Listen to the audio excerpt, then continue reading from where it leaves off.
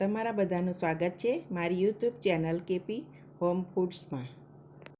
Hello friends, આજે આપણે બનાવીશું સાબુદાનાની ખીચડી. ખીચડી એટલી સરસ છૂટીને એવી બનશે.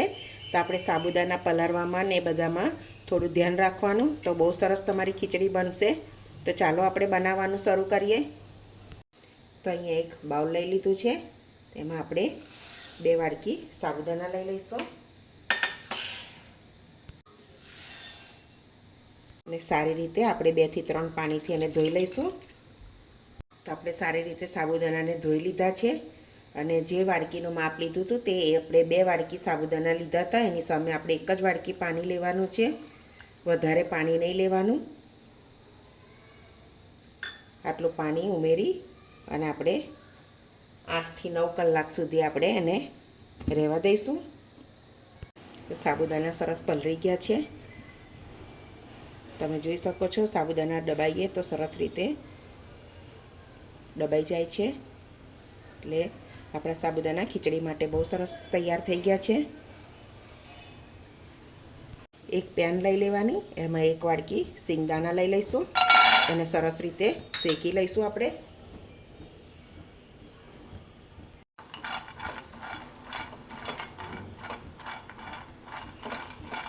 સરસ શેકાવા દેવાના. સિંગદાણા સરસ શેકી લીધા છે. તમે જોઈ શકો છો, આસાનીથી છાલ ઉતરી જાય છે એની. તો આપણે ગેસની ફ્લેમ બંધ કરી દઈશું અને આપણે એક પ્લેટમાં કાઢી અને ઠંડા પડવા દઈશું. સિંગદાણા ઠંડા થઈ ગયા છે. આપણે એને મિક્સર જારમાં લઈ લઈશું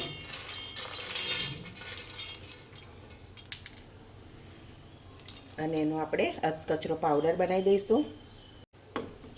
તો તમે જોઈ શકો છો, આ રીતે આપણે અધકચરો પાવડર બનાવી લીધો છે. તો ખીચડી બનાવવા માટે આપણે એક પેન લઈ લીધું છે, તેમાં આપણે 2 ટેબલ સ્પૂન જેટલું તેલ ઉમેરી લઈશું. તેલ સરસ ગરમ થઈ જાય એટલે આપણે 1 ચમચી જેટલું જીરું લઈ લઈશું. જીરું સાતરાય એટલે લીલા મરચાં 2 નંગ, મીઠા લીમડાના પાન,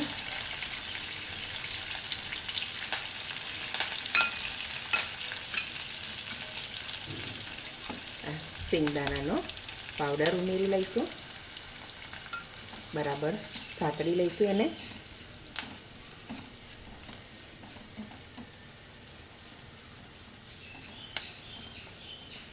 તો આ રીતે સતળાઈ જાય એટલે આપણે આ રીતે બટાકા 2 નંગ લઈ લીધા છે બાફેલા, એ ઉમેરી લઈશું.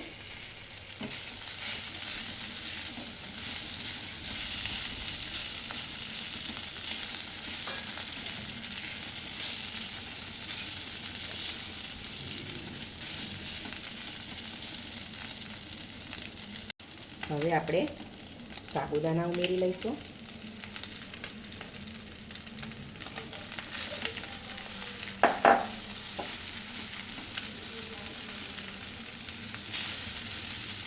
બરાબર મિક્સ કરી લઈએ એને.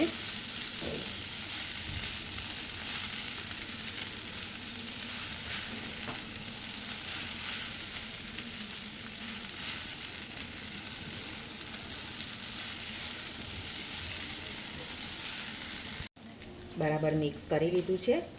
આપણે સ્વાદ પ્રમાણે મીઠું ઉમેરી લઈશું.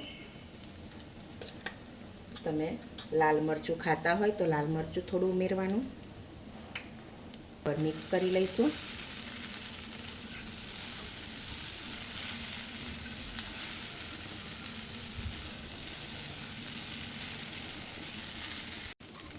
બે ચમચી જેટલી આપણે ખાંડ ઉમેરી લેવાની. ખાંડ ના ઉમેરવી હોય તો સ્કીપ કરી શકો છો. આમાં ખાંડ ગળપણ અને ખટાશ થોડુંક આગળ પડતું હોય તો બહુ સરસ લાગે છે. તો આપણે લીંબુ એને લાસ્ટમાં ઉમેરીશું. હવે એને આપણે ઢાંકી અને થવા દઈશું. 2-3 મિનિટ થવા દઈએ. 2-3 મિનિટ થવા દઈએ. તો આપણે એક લીંબુ નીચવી દઈશું.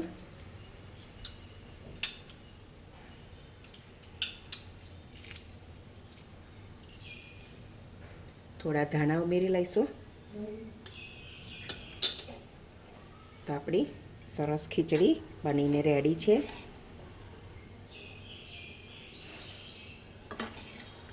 તમે લાલ મરચું ના ઉમેરવું હોય તો સ્કીપ કરી શકો છો. મરી પાવડર પણ ઉમેરાય અંદર. ખીચડી સરસ બનીને રેડી છે. સર્વ કરવા માટે તૈયાર છે આપણી સાબુદાણાની ખીચડી. તો આપણે એને સર્વ કરી લઈશું.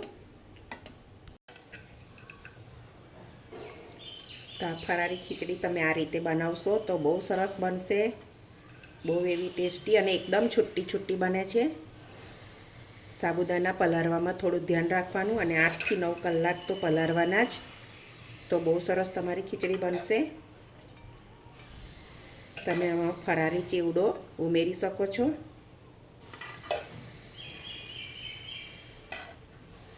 તો તમે જોઈ શકો છો આપણી સાબુદાણાની ખીચડી બનીને રેડી છે.